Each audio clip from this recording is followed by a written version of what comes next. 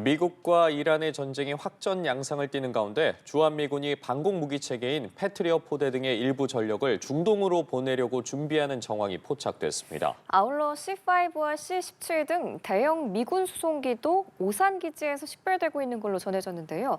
보다 자세한 소식 조비연 세종연구소 연구위원, 백승훈 항공외대 중동연구소 선임연구원 두 분과 함께 짚어보겠습니다. 두 분 어서 오세요. 네, 안녕하세요. 예, 안녕하십니까. 중동 전쟁이 확전 양상을 띠고 있는데 앞서 저희가 언급한 부분부터 좀 다뤄봐야 할 것 같습니다. 네네.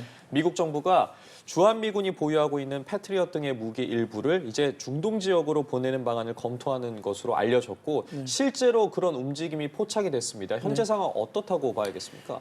지금 트럼프 대통령과 그 전쟁부 장관인 헤그세스 장관의 이야기랑 좀 괴리가 있는 점이 보여지고 네. 있는 것이죠. 미국은 우리는 절대 미사일이 떨어지지 않았다. 우리는 끝까지 갈 수 있다. 우리 능력은 더 많다. 이렇게 얘기를 하고 있지만 지금 여러 가지 부분에서 그렇지 않다라고 하는 것들이 나타나고 있습니다. 그중 하나라고 보시면 될 것 같습니다. 만약에 진짜로 그런 그 페이트리어트 미사일이라든지 사드 미사일의 물량이 충분하다면 주한미군의 물량을 미리 가서 빼서 쓸 이유가 없겠죠. 그래서 지금 전쟁이 마냥 장기화되기 쉽지 않은 그 상황이 벌어지고 있다라고 보시면 될 것 같습니다. 왜냐하면 전쟁은 그 지도부의 그 전쟁 의지로도 당연히 할 수 있지만 그 의지만 갖고 하는 것이 아니거든요. 그 전쟁은 보급으로 하는 겁니다. 예. 근데 그 물량이 지금 딸리고 있는 상황이기 때문에 트럼프 대통령이 말한 대로 우리는 끝까지 갈 수 있다. 계속 영구적으로 할 수 있다라는 거에서는 조금 사실과는 괴리가 있다라고 보시면 될 것 같습니다. 말씀해 주신 것처럼 미국이 계속 전쟁을 할 수 있다라는 의지를 내비치고는 있지만 그에 따른 필요성들이 이러한 움직임으로 나타나고 있다라고 보면 되겠습니까? 예, 그렇습니다. 지금 더 들여다봐야 되기는 합니다. 예. 그런데 이제 패트리어트 같은 그 물량이 딸릴 수밖에 없는 게요. 지금 이란이 지금 하고 있는 게 그 샤헤드 같은 자폭 드론, 그러니까 하나에 3천만 원에 상당 되는 것을 거의 60억 원이 되는 패트리어트로 쏘고 있는 것이고, 이란은 지금 이렇게 해서 미국하고 그 이스라엘의 방공망을 무력화하겠다라는 계획입니다. 그래서 그 장기화가 되면 될수록 이 패트리어트의 물량은 소진될 수밖에 없고, 그러면 당연히 이제 전진 배치된 동맹국에 배치된 이런 물량들까지도 고려할 수밖에 없다라고 보여집니다. 예, 그럼 백 연구원님, 네. 실제로 지금까지 주한미군 전력이 중동이나 다른 지역으로 이동한 사례가 있었나요? 중동으로 이제 그 2003년도에 그 역대급으로 많이 핵항모를 5개나 보냈던 그런 전력이 있지 않습니까? 그때는 왜 그랬냐면 죄송합니다. 이라크에 대한 직접 지상군 파견까지 돼야 됐기 때문에 그때 당시에는 일정 부분 주한미군에 와야 되는 병력이 거기에 그 투입된 경우는 있었죠. 그러나 그 이후에는 이렇게 이런 사태가 벌어지기 전까지는 특별히 주한미군을 감축하겠다라고 하는 다른 그런 전체적인 네. 그 그림에서 감축 그리고 재배치는 있었을지 몰라도 우리가 가지고 있었던 자산이 이런 식으로 먼저 이렇게 차출되고 그런 경우는 드문 상황입니다. 드문인 예라고 보시면 될 것 같습니다. 여기서 그렇다면 궁금증이 생깁니다. 사실 우리도 미국과의 동맹국이긴 하지만 중동 지역 주변국으로도 지금 미국의 동맹 또 우방국들이 많지 않겠습니까? 그런데 우리나라까지 왔습니다. 이제 여기서부터 뭔가 주한미군이 보유하고 있는 무기를 차출해 나가겠다라고 하는 건 그만큼 상황이 긴박하다고 봐야겠습니까? 아니면 어떤 식으로 좀 해석이 가능한 겁니까? 저는 조금 보수적으로 보고는 예. 있습니다. 그래서 조금 이렇게 부연 설명을 드리면은 이 패트리어트 같은 것들이 이제 주한미군의 전력이 이제 해외로 이제 차출된 것은 당연히 말씀하신 대로 드문 일입니다. 근데 다만 이제 작년이었죠. 2025년 3월에 지금 그 주한미군 지금 그 공식 홈페이지에서도 지난 11월 이제 공식 보도가 난 사안인데 3월에 이제 패트리어트 부대를 이 중동에 보냈습니다. 예. 그래서 이미 보냈고 그것을 이제 11월에 이제 다시 이제 한반도로 돌아왔다라는 그런 공식 성명을 올렸는데요. 이 내용을 보면은 물론 이제 구체적인 수치는 없습니다. 이제 그런데 다른 외신이나 언론 보도들을 종합하면 이제 주한미군의 그 패트리어트 8개 대대 중에 3대가 이제 갔다 왔습니다. 그래서 순환 배치가 되는 상황이고요. 지금 이게 물량이 부족하게 되면 이렇게 순환 배치는 당연히 이루어질 수밖에 없는 그런 수준이라고 생각이 됩니다. 다만 이제 너무 우려할 필요는 없다라고 생각이 됩니다. 왜냐하면 대북 억지력이라는 것이 이 패트리어트 방공만으로만 이루어지는 게 아닙니다. 예. 패트리어트도 있고 사드도 있고 한데 당연히 지난해 지금 뭐 지난해 4월 보도를 보면 한미가 이런 관련된 합의를 했었고요. 합의를 했고 사드에 대한 부분은 또 이 부분에서는 빠졌습니다. 그래서 아마도 지금 움직임이 있다면 합의가 이루어지고 있는 것으로 보여지고 이 대북 억지력 차원에서 방공만이 아니라 지금 뭐 한미 연합 대비 태세 전반 그리고 확장 억제 같은 이런 수단들을 통해서 보강이 될 수 있다라고 생각이 됩니다. 지금 이 전쟁에서 가장 많이 언급되는 무기 중에 하나가 이 패트리엇이고 또 그렇습니다. 현재 차출 가능성이 큰 전략 자산이잖아요. 네네. 구체적으로 어떤 역할을 하는 건가요, 이 패트리엇이? 패트리어트가 말 그대로 방공 체계입니다. 지금 주한미군의 지금 지상군이 하는 역할을 보면 크게 세 가지입니다. 첫 번째가 그 스트라이커 장갑차 그 여단이 이제 순환 배치되는 게 있습니다. 그래서 예. 지상전이 일어났을 때 이 보병들을 빠르게 이렇게 움직이게 하는 그런 역할을 하고 있고 또 지금 주한미군 지상군의 또 대표적인 역할이 정찰 자산입니다. 그래서 그 정보 같은 것을 수집하는 것 그리고 세 번째가 지금 이 방공 부분입니다. 이 부분은 이제 패트리어트하고 사드로 운영하고 있습니다. 그래서 당연히 이제 대북 억지력 차원에서 중요한 그 한 축을 맡고 있다라고 보시면 될 것 같습니다. 지금 패트리어트와 사드에 대해서 언급을 해주셨습니다. 네. 패트리어트와 사드가 우리 입장에서는 대북 방공 무기고 이에 지나지 않아서 지금 에이테크스 이야기까지 나오고 있습니다. 이 에이테크스는 어떻게 보면 약간은 좀 차원이 다르다고 해야 될까요? 사실 굉장히 그 화력도 강력하기도 하고 전술 지대지 탄도미사일이지 않겠습니까? 이 에이테크스 차출 이야기까지 나오고 있습니다. 네, 이런 것들이 이렇게 말씀해 주셨지만 순환 배치는 있을 수가 있는데 네. 지금 왜 이 시기에 갑자기 예. 이렇게 빼느냐가 문제겠죠. 그리고 모르겠습니다. 이게 그 우리나라 국방부와 긴밀히 협조가 돼서 이런 무기를 갑자기 이렇게 말씀하신 대로 이런 무기를 갑자기 뺀다라고 하는 것은 전력 공백이 나올 수밖에 없는 부분이거든요. 물론 그 연구원님 말씀이 되게 맞는 부분이 우리가 킬체인도 있고 꼭 방어 무기만으로 돼 있는 건 아니기 때문에 이거가 빠졌다고 우리가 억지력이 약해졌습니다. 그렇게 평가할 건 당연히 아니고 저는 우리나라는 아직도 굳건하고 안전하다고 생각하는데 이런 생각이 드는 겁니다. 말씀해 주신 것처럼 이런 무기를 급작스럽게 얼만큼 저희 국방부와 미리 원래 이런 순환 배치가 되려면 미리 얘기를 하고 이렇게 잠시 요게 교체가 돼야 돼서 요게 갔다가 올게 이런 얘기가 돼야 예. 되는데 과연 그 말씀하신 이런 무기들 자체를 이런 식으로 갑자기 빼게 되는데 왜 이 시점에 모든 전문가들이 요격탄이 지금 걸프 쪽에서 동인하고 있어서 전쟁 더 끌면 위험할 것 같은데 방어할 수 있는 게 없을 것 같은데 라고 하는 시점에 이렇게 됐는지가 되게 좀 미묘한 시점이고 그다음에 그것이 우리나라 국방부와 얼만큼 미리 이렇게 얘기됐는지 아니면 며칠 상관 안에 이렇게 얘기가 됐는지가 저희가 아마 우리가 볼 때 이게 진짜 중동에서 벌어지는 일들이 되게 지금 긴급하구나라고 하는 것을 보여줄 수 있는 하나의 그 바로미터라고 저는 지금 보고 있습니다. 네. 이게 주한미군의 무기를 차출할 때 우리나라 네. 국방부랑 협의가 필요한 거잖아요. 그렇습니다. 그런데 협의가 좀 긴박하게 이루어졌다고 하더라도 네. 우리 쪽에서 거절하기 좀 어려운 상황인 거죠. 그렇습니다. 이제 주한미군은 미국의 자산이고요. 그리고 지난 한미 공동 팩트 시트를 봐도 전략적 유연성이란 그 구체적인 용어는 사용하지 않았지만 한미가 이미 그 한반도 이 주변에서 이제 미군의 재래식 전력 태세를 북한 위협을 포함해서 이 동맹을 위협하는 모든 위협에 대응하기 위해서 늘린다 이런 전략적 유연성이라는 용어는 사용하지 않았지만 사실상 그 부분은 확인한 측면이 예. 있습니다. 그래서 지금 한국 정부가 거절한다 그런 것은 당연히 어려운 부분이고요. 지난해 이미 3월에 갔다가 11월에 돌아온 것처럼 그런 수단 배치 형태를 예측을 할 수밖에 없을 것 같습니다. 예, 말씀해 주신 부분이요. 이게 지금 미리 사전에 예정이 됐었던 순환 배치인 부분도 있을 테고 아니면 상황이 긴박하게 돌아갔기 때문에 그렇습니다. 당장 필요한 부분도 있을 테고 그를 반증해 주는 게 지금 오산 기지에서 C5 같은 대형 수송기들이 목격이 되고 있다는 거거든요. 네. 사실 C5 같은 경우에 굉장히 큰 대형 수송기인 거고 자주 볼 수는 없습니다. 한반도 위에서. 그런데 목격이 되고 있다는 건 그만큼 또 실현할 게 많다라는 반증이지 않겠습니까? 네, 이건 아마 기밀 사항이기 때문에 저도 모르고 아마 그럴 텐데 지금 앵커님이 말씀하신 대로 이런 이 C5 수송기는 워낙 대형 수송기이기 때문에 우리가 이제 판단해 볼 수는 있겠죠. 도대체 얼마나 많은 물량이 가기 위해서 저런 것들이 할까 그런 것들은 할 수 있는데 지금 상황에서는 우리가 정확한 물량 이런 것들을 알 수는 좀 부족할 것 같아요. 저희는 잘 모를 것 같습니다. 지금 상황에서는. 예.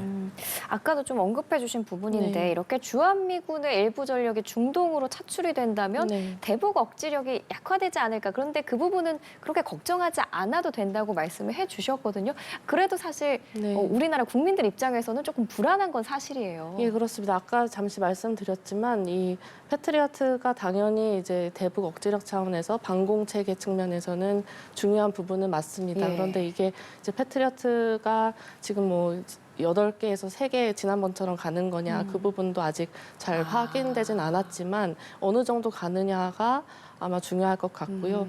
다만 제가 이제 말씀드린 대로 이게 이제 대북 억지력의 약화로 직결되지는 않는다라고 봐야 될 것 같습니다. 왜냐하면 방공망의 밀도는 낮아지고 예. 이 부분이 좀 부담일 수는 있겠으나 사실 대북 억지력 그러니까 한미가 이 북한의 공격을 억제해온 가장 중요한 수단은 사실 방공망은 어떻게 보면은 보완체이고 가장 중요한 것은 지금 북한이 이런 공격을 하려고 하면 한미가 이미 많은 준비를 해놨다, 타격할 수 있다, 보복의 그런 비용을 굉장히 부과하는 그렇게 보면 한국군의 재래식 미사일 전력, 미국군의 그런 중요한 전력들, 전투기들 그리고 앞서 말씀드린 그런 확장 억제, 해구산 같은 측면들이 있기 때문에 협의가 그래서 굉장히 중요합니다. 이 차출이 되는 과정에서 긴급하게 되었더라도 이 공백이 발생할 수 있는 부분들을 미국이 이런 걸 해주겠다. 이런 것들을 지금 한국 정부의 입장에서는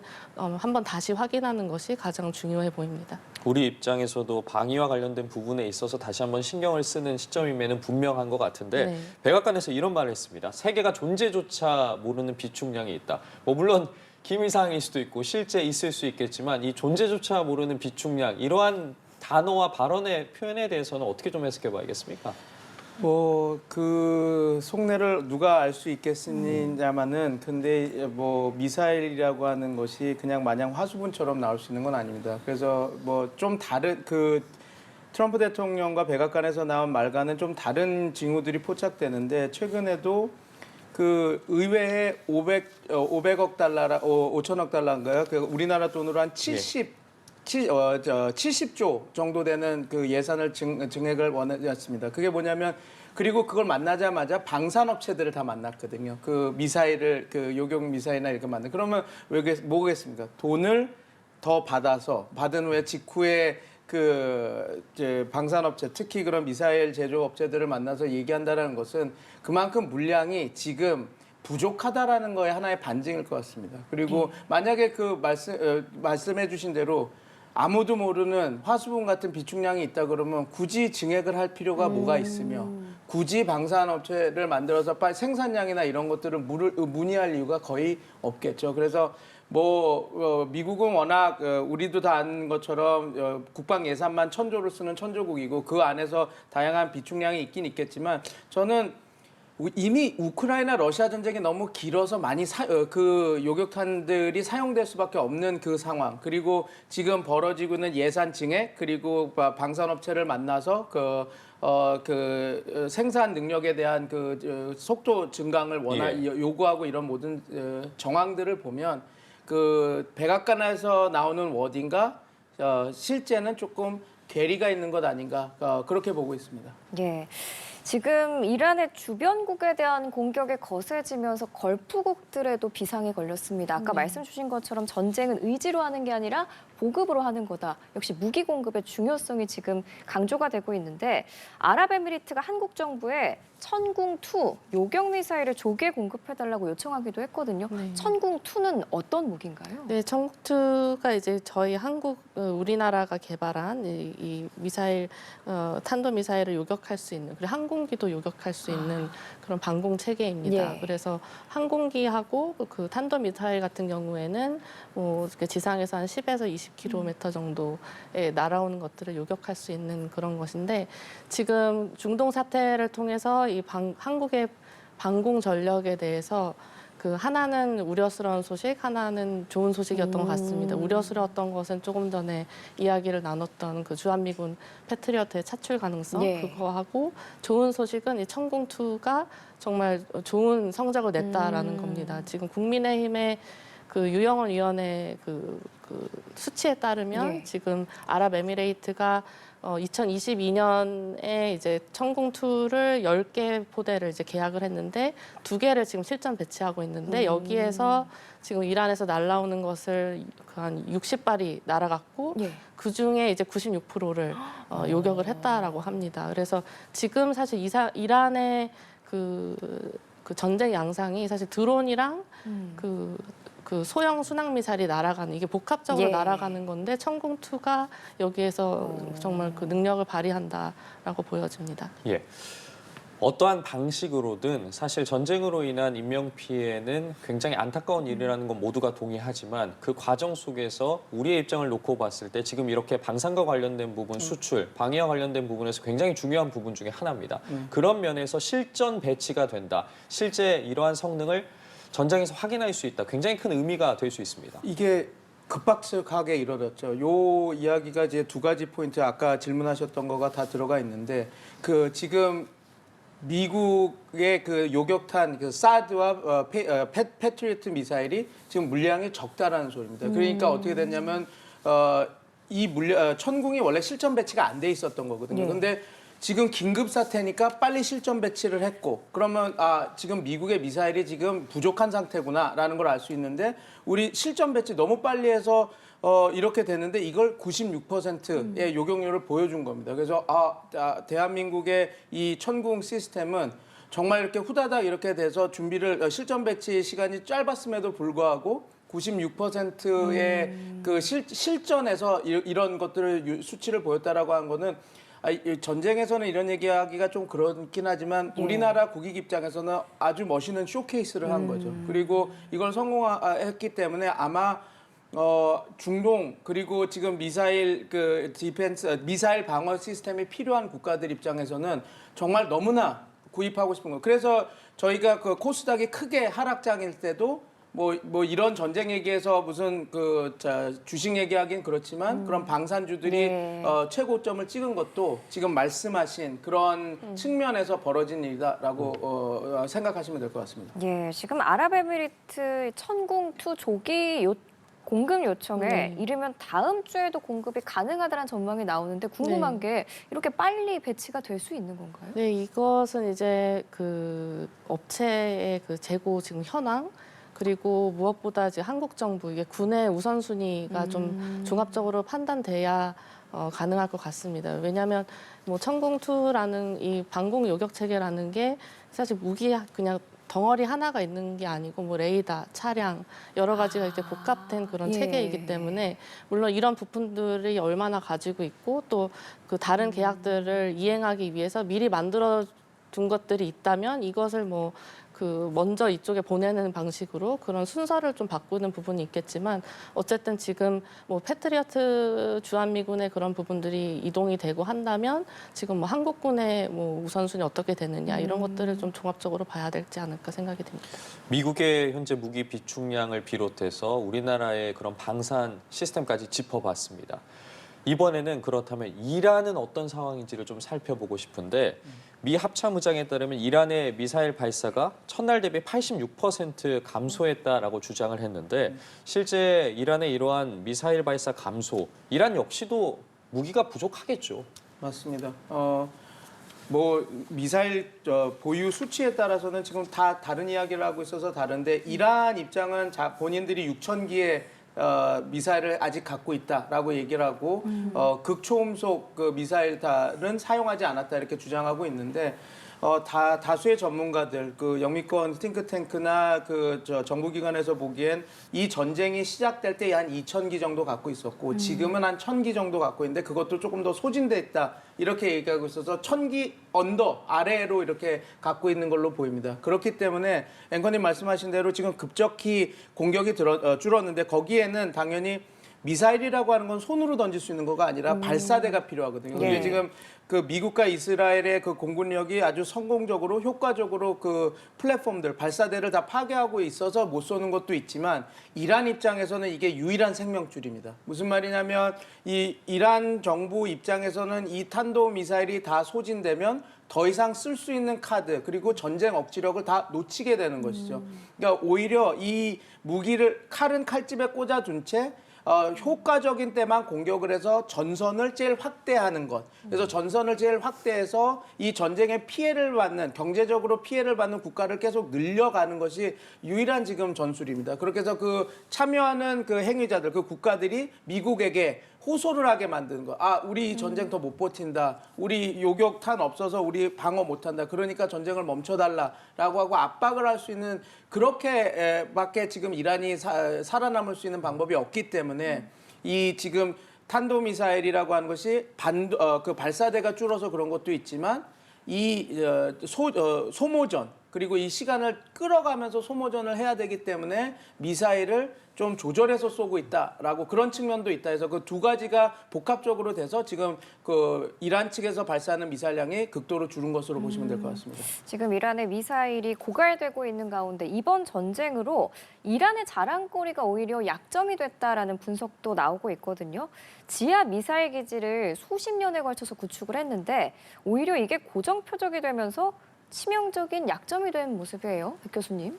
아, 네, 뭐 이미 벙커 그리고 지하 저장고는 워낙 이란에서 많이 이란이 지중화 작업을 하면서 많이 돼 있고 이것은 안타깝게도 지금 정확한 정보는 더 지켜봐야 되겠지만 이스라엘과 미국의 정보부가 많이 상당수 네. 파악한 걸로 나옵니다. 왜냐하면 제가 히트맵들을 이렇게 보거든요. 미사일을 때리는 거. 그러면 전혀 제가 예상 안 하는 원래 전략적 요충지도 아니고 그런 군사시설이 아닌 데를 때린 걸 보면 그 타겟은 지하 저장소가 있는 것으로 추정해 볼 수 있거든요. 예. 그런 데를 이미 2,000곳 넘은 곳을 타격을 했으니까 지금 말씀하신 대로 뭐 이란이 모르겠습니다. 얼마나 성공적으로 타격해서 진짜 그 저장고에는 보유 미사일이 파괴되는지 안 되는지는 저도 지금 알 수는 없지만 앵커님 말씀하신 대로 소위 말해서 이지 타겟이 돼서 그쪽을 계속 공격해서 타격하는 그래서 이란 쪽에서는 피해를 입는 그런 상황이 벌어지고 있다고 보시면 될 것 같습니다. 예. 이란의 입장에서도 할 수 있는 모든 것들을 다 하고 있는데 지금 이러한 상황에서 이란이 걸프국들에 대한 드론 공격도 계속 이어가고 있습니다. 중동 지역을 넘어서 어제는 아제르바이잔까지 공격을 했는데 결국에는 주변국들을 참전시키겠다는 의도라고 표면적으로 보여지는데 이를 통해서 무엇을 좀 얻으려고 하는 걸까요? 네, 뭐 당연히 이란의 입장에서는 지금 그 말씀해 주셨지만 유일하게 남은 카드가 그 지금 소진되어가는 미사일 전력입니다. 그 BBC였나요? 그 외신에서는 지금 그 이란이 지금까지 공들인 지하 시설이 거의 뭐 무덤이 될 수도 있다. 뭐 사용하지도 못한 채로 사라질 수도 있다라고 얘기를 했습니다. 그러면 이란의 입장에서 지금 미국 특히 트럼프 행정부한테 비용을 부과하는 가장 큰 방법은 이 전장의 그 범위를 확대해서 더 많은 국가들을 연루시켜서 이 전쟁의 어려움을 높여가는 겁니다. 그래서 지금 뭐 터키 뭐 당연히 이란은 자신들이 안 했다라고 하지만 터키에 대한 뭐 공격까지도 이루어지고 있었고 지금 아제르바이잔 같은 경우에는 민간 시설에 대한 공습이었습니다. 학교 시설이었던 걸로 제가 지금 확인을 하고 들어왔는데 예. 이 민간 시설에 대한 공습이 이뤄지면서 지금 그 국가도 자신들도 이제 보복하겠다라고 나오고 있습니다. 그래서 점점 확전이 되고 이 중동의 평화라는 게 더 어렵게 되는 부분, 트럼프 행정부의 뭐 국제사회에서의 명분 이런 것들을 다 노리는 노림수라고 보여집니다. 예, 이런 가운데 트럼프 대통령이 지도자가 되고 싶어하면 결국 죽음을 맞는다고 한데 이어서 이번엔 아예 그 차남 모즈타바를 콕 집어서 하메네이 차남은 용납 불가라고 선언을 했거든요. 그렇습니다. 이런 거는 이란 후계 구도에 내가 적극적으로 개입하겠다 이런 네. 의지라고 볼 수 있겠죠. 네, 그렇습니다. 지금 뭐 그 너무 명확하게 말을 네. 했죠. 하메네이의 찬함은 용납할 수 없다라고 했습니다. 아마 뭐 이유는 여러 가지 있을 것 같지만 첫 번째가 당연히 이 하메네이의 아들이라는 예. 점이죠. 이게 이 기존 체제에서 거의 뭐 연속의 상징이 되는 인물이 이제 있게 되면 뭐 트럼프 대통령의 입장에서는 지금 이란에 대한 공격을 해온 그런 명분 이런 것들 뭐 정치적이고 뭐 외교적인 입지가 좁아지는 측면이 있고요. 또 두 번째는 역시 이 모스타파가 대미 강경파입니다. 예. 지금 로이터나 여러 외신들의 보도들이 많이 나오고 있는데 그 내용들을 보면은 이 모스타파가 이란의 그 혁명 수비대하고 정말 긴밀한 관계가 예. 있고 또 막강한 뭐 영향력을 가진 그 이런 상황에서 지금 또 이번 작전을 통해서 모든 가족이 죽지 않았습니까? 그러면 당연히 이 대미 강경 노선은 더욱 강해질 수밖에 없습니다. 그래서 이 두 개가 연결이 되면 트럼프 행정부의 입장에서는 훗날 이 보복 가능성이 우려되기 때문에 이 찬함이 되는 것은 가장 이상적이지 않은 부분이 있고 이 부분을 이제 트럼프 대통령이 대놓고 용납할 수 없다라고 얘기하는 모습으로 보여집니다. 트럼프 대통령이 공습 초기에 이런 이야기를 했습니다. 그 차기 지도자와 관련해서 세 가지의 좋은 선택지가 있다고 이야기를 했어요.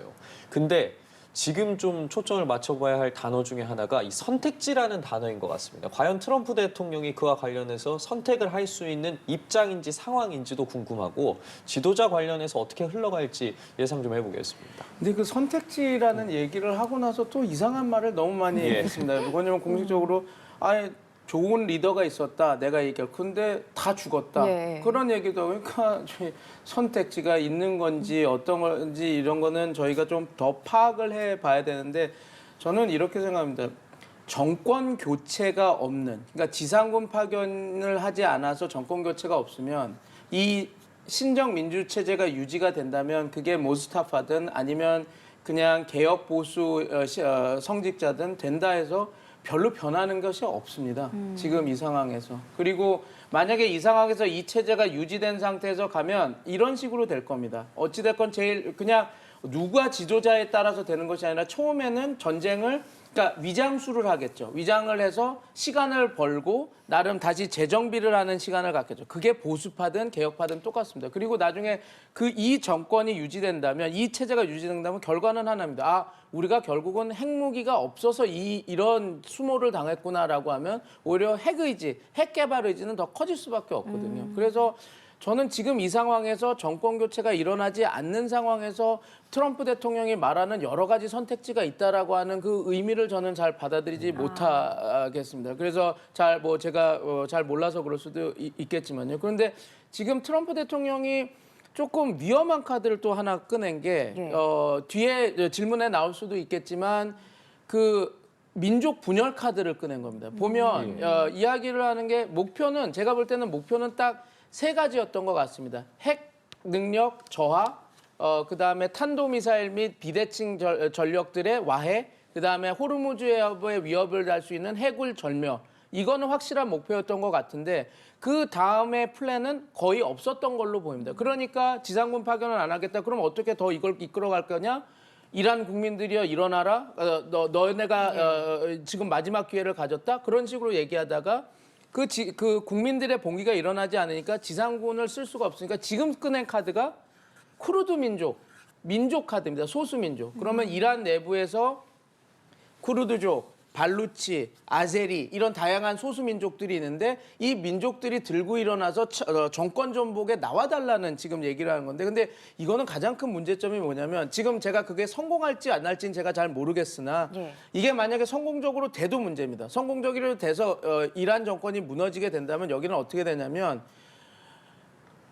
소련이 그러니까 냉전이 끝나고 발칸 반도화가 되는 겁니다. 그러니까 거기 민족 학살하고 서로 이렇게 소련이 힘으로 눌러서 하나의 우린 국가라고 만들어 놨다가 이제 소련이 없어지고 나니까 거기는 다양한 소수 민족이 독립을 선언하면서 다른 소수 민족을 학살하고 그래서 엄청난 많은 문제가 벌어지지 않았습니까? 그러니까 이란을 그런 식으로 만들겠다라는 겁니다. 그러면 저는 이게 한 국가의 그러니까 특히 미국이라고 하는 경찰 국가 그래도 가치를 갖고 이끌어갔던 나라가 그냥 목적을 위해서는 어떤 수단도 다 쓰는 나라가 돼버리는 거거든요. 물론 트럼프 대통령과 미국이 그런 생각을 하고 있다고 생각은 하진 않는데 트럼프 대통령이 최근 그래서 저는 어제까지만 해도 미국에서도 우리는 크루드를 쓴 적 없다. 전화는 했지만 도와주지 않았다 그러다가 갑자기 오늘 멘트가 바뀌어서 크루드 공격하는 거 잘한다. 지원할 거다. 이런 얘기가 되니까 지금 앵커님께서 물어보지 않았습니까? 세계 안이 뭐가 있느냐. 근데 저는 그런 일련의 행보를 보면 과연 트럼프 행정부가 당신이 말한 그런 정말 디테일한 그런 애프터 플랜들이 있냐라고 하는 거에 조금 전 회의가 있어서 그거를 그리고 제가 아직 우문해서 그럴지 모르겠지만 아직 그런 식의 분석을 할 수가 없어서 도대체 트럼프 대통령이 원하는 지금 이 전쟁 이후의 이란 그리고 전쟁 이후에 그 중동의 그 구상이 뭔지는 감히 말하건대 트럼프 대통령 당신도 잘 모르시지 않을까라고 하는 저는 그런 분석을 해봅니다. 중동 상황이 정말 복잡해요. 사실 쿠르드족의 경우는 미국과 협력했다가 배신당한 그렇습니다. 그런 숫자도 꽤 많고 계속 네. 토사구팽 당해왔다 이런 그렇죠. 평가도 받았는데 이런 역사적인 경험이 과연 이번 쿠르드족의 투입, 지상군 역할에 뭐 변수가 될 수 있을까요? 뭐 당연히 중요한 변수일 것 같습니다. 말씀하신 대로 여러 번의 경험이 있었고 특히 트럼프 1기 때 트럼프 행정부하고 이미 이 배신의 경험, 이 선명한 경험이 아직 남아 있습니다. 2019년이었죠. 그때 그 트럼프 행정부에서 미군이 시리아에서 빠지면서 이제 터키한테 공세를 받는 그런 역사가 바로 몇 년 지나지 않은 지금 상황이기 때문에 지금 다시 지상군 역할을 맡는다고 해도 이제 과거처럼 미국으로부터 완전한 자치권이라든지 어떤 그런 예전처럼 그런 것을 요구하지도 생각하지도 않을 거라고 생각이 됩니다. 그러면 왜 그럼 지상군을 투입할 동의이 있느냐? 지금 이란에 있는 크루드계의 그런 여러 가지 발언들을 보면은 이것을 합리적으로 실용적으로 접근해야 된다 이런 얘기가 있습니다. 이 이란 혁명수비대를 미국하고 이스라엘에 공격하는 것은 자신들한테는 또 유용한 측면이 있다. 이런 메시지도 나오고 있고. 또 하나는 지금 이란이 이미 쿠르드족에 대한 공격을 또 하고 있기 때문에 입장에서는 당연히 대비태세를 갖춰가지고 움직임을 보이는 그런 것일 것 같습니다. 하나만 더 덧붙이자면 앞서 말씀드린 대로 예전에 원했던 그런 자치권이나 독립국 그런 긴 엔드 스테이트는 있을 수 있지만 지금 정세가 완전 변화가는 과정에서 이걸 이끌고 있는 일부 세력의 또 굉장히 거래주의적인 그런 이익도 분명히 어딘가에서 찾고 있지 않을까라고 생각을 해봅니다. 그럼 트럼프가 그 쿠르드족의 독립국 승인을 미끼로 좀 지원을 요청했을 가능성은 적다고 보시는 건가요? 그럴 가능성도 당연히 있을 거라고 보고요. 그런데 지금 아까 조금 전에 말씀드렸던 예. BBC에서 나온 내용, 인터뷰를 한 내용이었는데 이란의 쿠르드 민주당 KDPI의 부대표를 인터뷰한 내용이 있었는데 이렇게 실용적으로 접근해야 된다 이런 얘기를 했습니다. 그러니까 자치권이 아니라면 이란 내에 이런 쿠르드족의 그런 정치적인 입지라든지 그런 다양한 형태 좀 그 가능성을 좀 열어두고 보아야 하지 않을까 좀 개인적으로는 그렇게 판단을 하고 있습니다.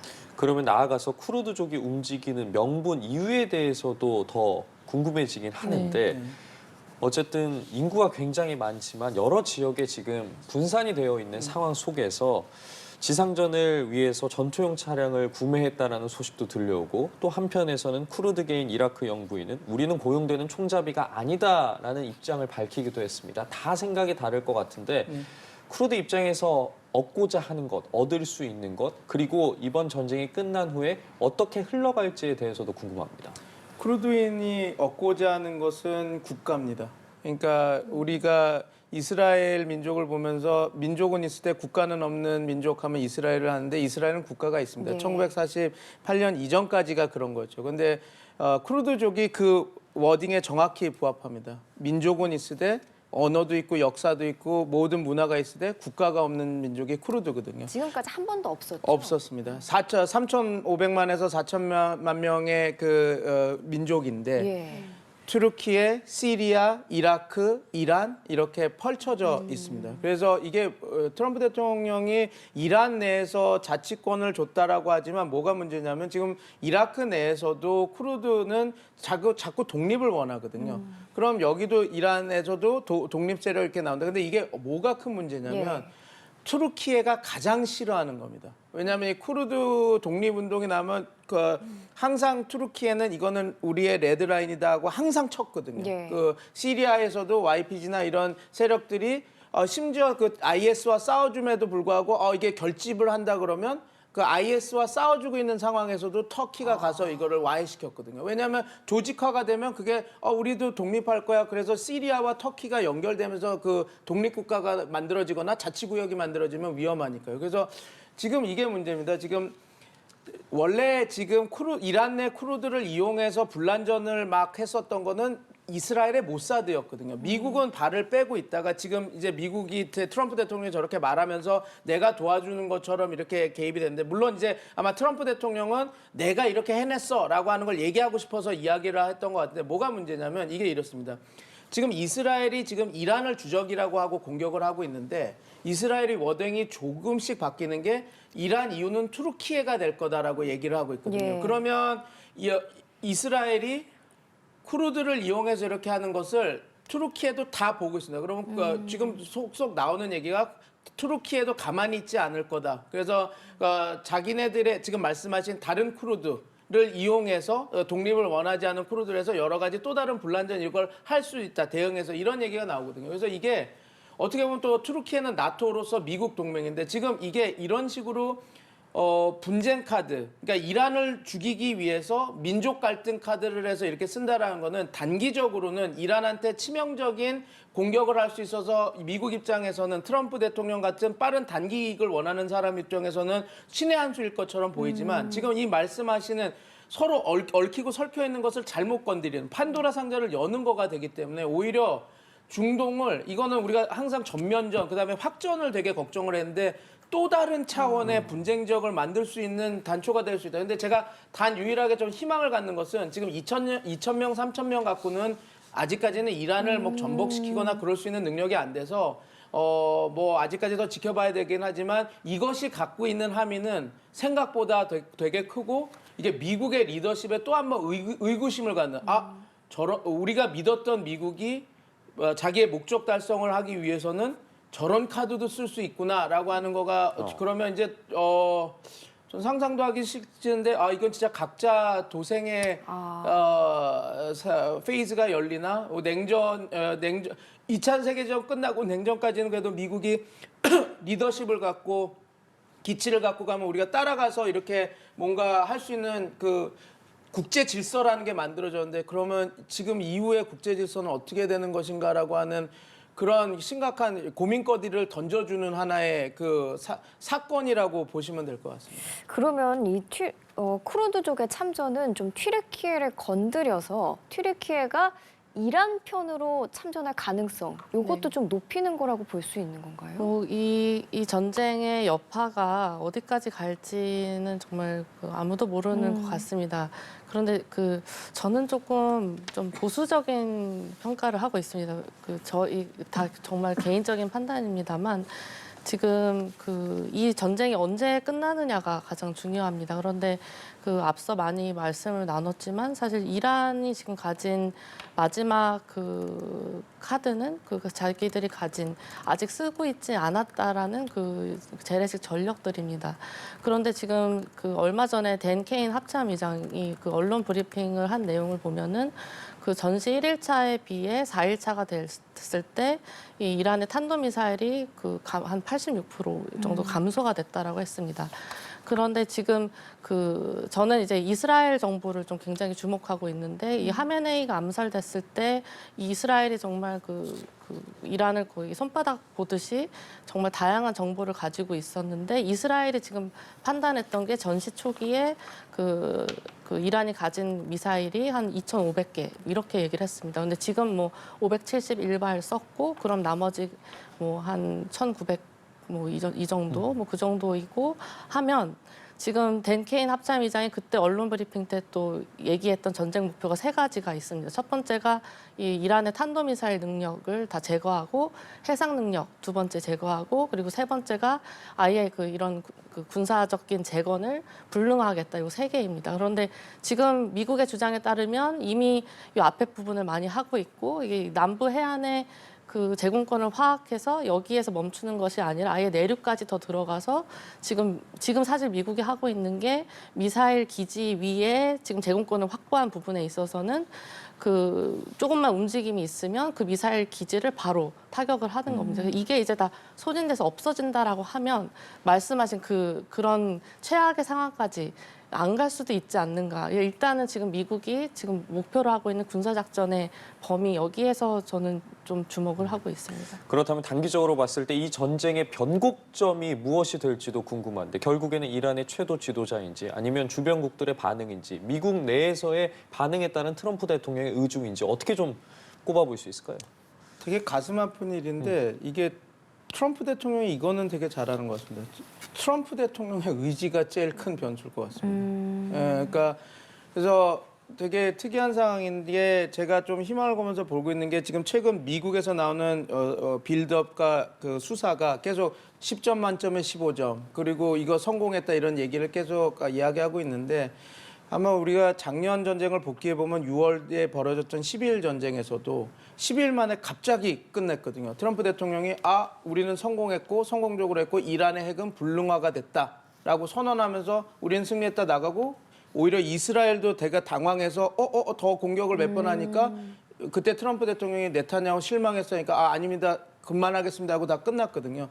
지금 네타냐후 죄송합니다. 카메네이 그 최고 수장이 이제 사살이 됐고 지금 연구위원님께서도 말씀해 주셨듯이 이란이 갖고 있는 능력이 상당히 형해화됐습니다. 그래서 트럼프 대통령 입장에서는 미국 국민들한테 가져가서 내가 승리했다, 내가 이렇게 이기고 적을 수장을 죽이고 이렇게 했다라고 좀 승리했다고 얘기할 수 있는 것들이 쌓여서 지금 변곡점 변수가 될 수 있는 것은 트럼프 대통령이 이제 충분히 내가 얻을 수 있는 전리품을 가져갔으니 이제 내가 끊겠다. 그게 아마 제일 빠른 전쟁을 종료하는 그 변수일 것 같습니다. 다른 것들은 뭐 변수가 될 수는 있겠지만 뭐 다른 조건들과 또 부합돼야 되는 부분들이 있어요. 왜냐하면 방금 말씀하신 이란의 최고 지도자 선정도 뭐 모스타바가 됐을 때는 과연 어떻게 다른 변수가 있어야지 좀 복잡하게 변수로 계산을 해야 될 지점들이 있다면 그럼 어느 것이 핵심 변수냐? 그러면 트럼프 대통령의 결심.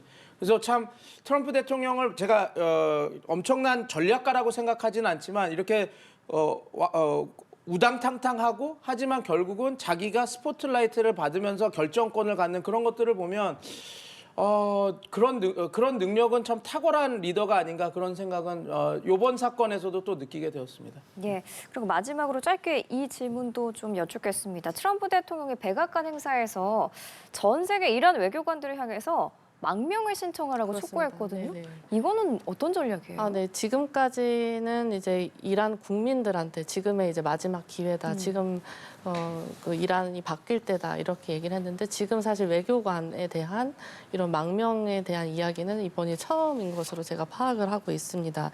아마 그 배경에는 일단 지금 트럼프 대통령이 후계 구도에 개입을 하겠다라는 의지를 밝힌 상황이죠. 그러면 이제 그 새로운 이란을 만드는 데 있어서 뭐 내부의 조력이라든지 이런 것도 필요하고 조력뿐만이 아니라 또 분열 측면도 있을 겁니다. 그 내부의 결집을 와해하고 그러면 당연히 이런 부분들은 이 이란의 항전 의지에도 직결되기 때문에 이 트럼프 대통령이 전쟁을 뭐 빨리 끝나는데도 필요한 그런 부분이라고 보고 있습니다.